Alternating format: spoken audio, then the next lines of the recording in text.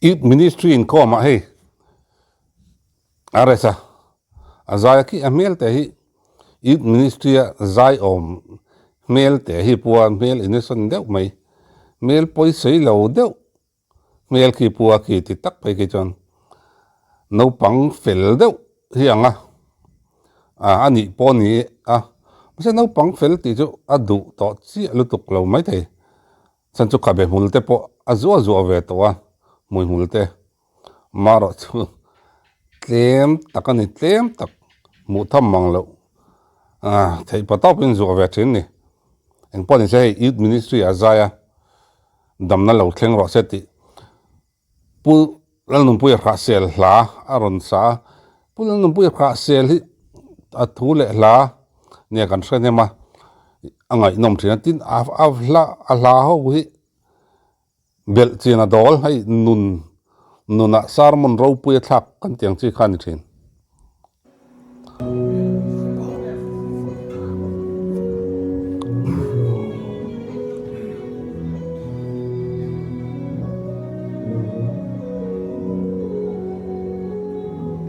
nu te tholo ma dil tek do men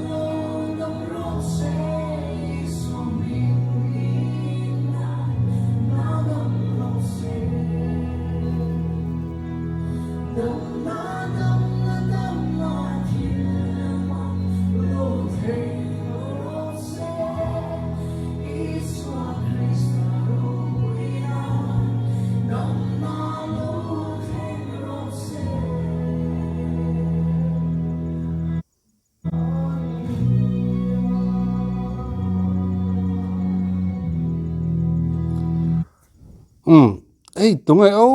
pat khi pe khati hi van nal chiang kuang ve pat pe to khi vonga asang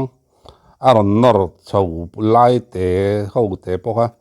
nal tak khin rongot tungai amuni se da wacha kom ve ei kan pate ka hi azai hi ngai thaki nuam tol maya lamwang fan dam tianga sakki amma ka chonin enge moni beng ti kham riau hi nei thina amara chu hei tuna chan aron siam thanem mal ta hle maya nia zai lar ak zai thin le zai mi lutuk nia kan hriat lo kha lo zai thiam renga ron tlang chawa ai kona te ron thleng sang chawa ta chuan nia ani pan eizon na thin aron thaka leborate tang nok thin kha zain eron zongta eizon na hian ein siam rem na sa katia hi amu nom le ama angai sa nom em ma pakhat ning ka ria achan choi zai tam tak kan zai mi tam tak ki in siam rem le tai mi alo in siam rem du lo ka tinge tiang chi an tam ma ni riat dan le ni dan zai dan thin tong pong sa hoi thing von tlat nor kal lei te mi alo ang chin tam ve nia achan chu hei musician te tin recording an ti lai ten an musician te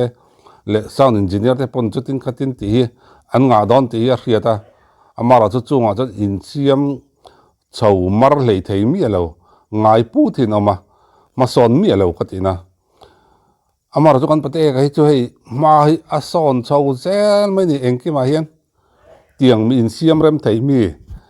in siam rem zung ang chi tei kai san chi an ni rim hrima aresa angai sanom azai ngai thlaka dum tol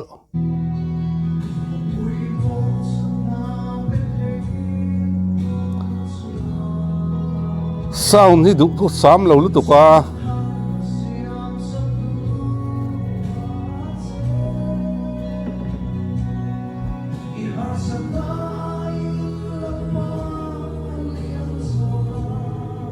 adik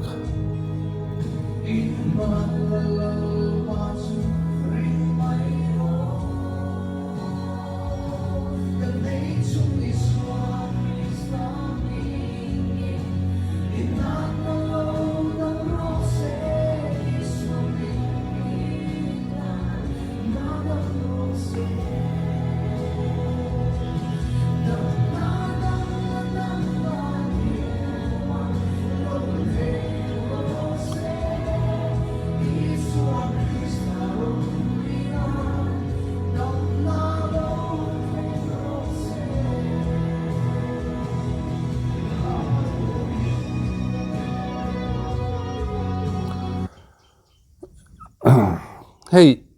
a sound hi du thu sam lo wa amaro chu zai ngai thak anuam katia sound thavek vo ka ngai thak chak om khop mai asan chu ma hi ason na hi tam tak hi oma soi tu re tama hei fia ke kok ni se soi chau ka cha ka du thu sam lo lu to ka soi chiam mai la kan ngai beng ni ngai thak fu dik thei ve si lo chon om ji hi om lo thei lu to ka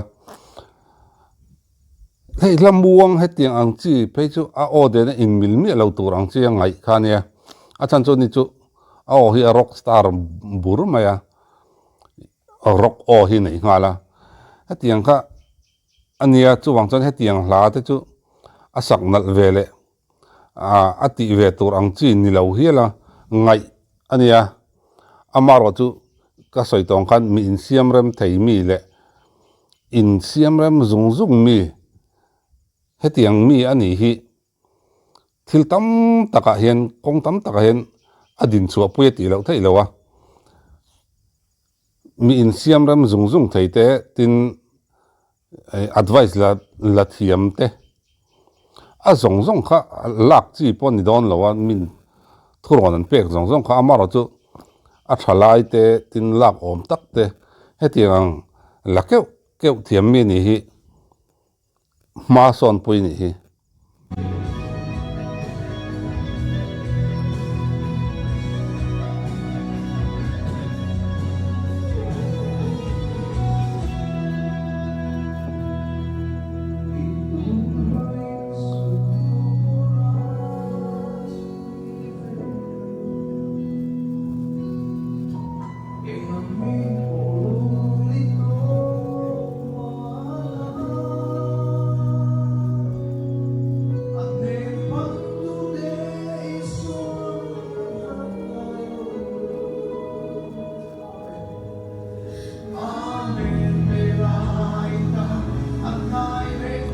lai ron nor chau lai an nala sin o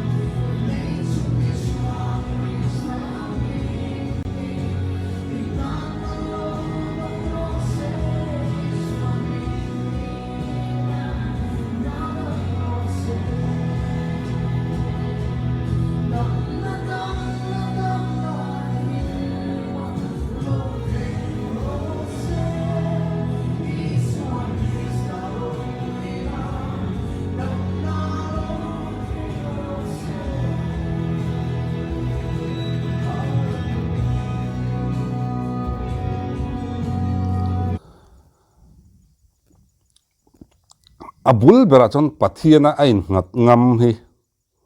aro puya pathiana ain ngat top ngam hi aro pui ma hi hianin mason na engkima athen ning ka ria pathiana mi ain nga ngama a zong a in nga na chon kan pathian hian tu ma hi a en san ngai lawa are sangat pe jai alar wang lai tak love song leng zema alar wang lai takin pathian fakna hla zong luta